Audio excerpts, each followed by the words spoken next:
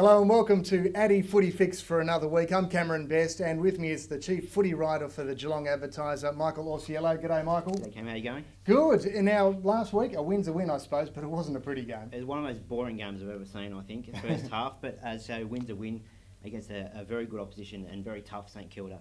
I think they're just happy to get the win. Yeah, start the season. Absolutely. Now, I was watching it on television. You were at the game. I suppose I had the benefit of being able to see in the coach's box, and it was just fantastic to see Chris Scott's emotions when the final siren rang out. It shows that he's got a real passion for the footy club. It was great to see he was up and about, wasn't he? Yeah. I guess we've been used to Mark Thompson over the last few years, very straight down the line and very serious. So it's good to see the new coach come in.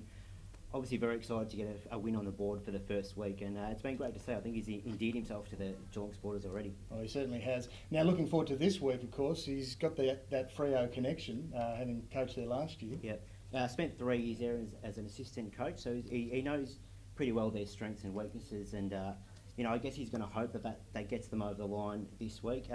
It's a different story whether he can actually use that to his advantage, that inside knowledge.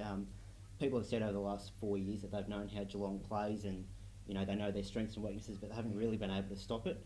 Same as Collingwood last year, so it'll be interesting to see whether he can actually use his inside information to his advantage this week. It'll be interesting to see. Now they've got pretty much a full list to pick from heading over the west. Yep, Cameron Ling is back from a hamstring, or is available anyway. Played in the VFL last week and got through okay. Paul Chapman the same with his groin injury, so he's ready to go as well.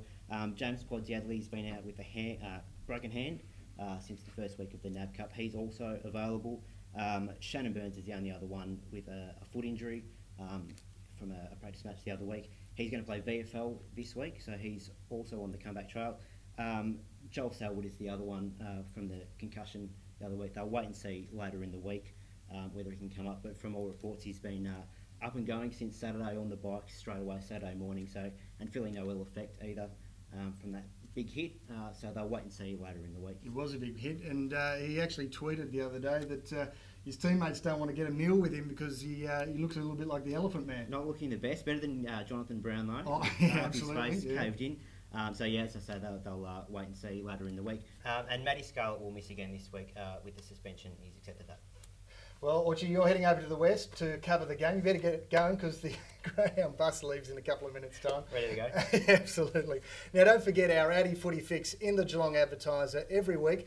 A 12-page lift out. It's a fantastic insight into the Cats and all things AFL. What's in it this week? Nick Wade looks at the cloak and dagger world of the AFL, so looking forward to that this Friday. That should be a beauty. And we'll see you next week for AddyFootyFix.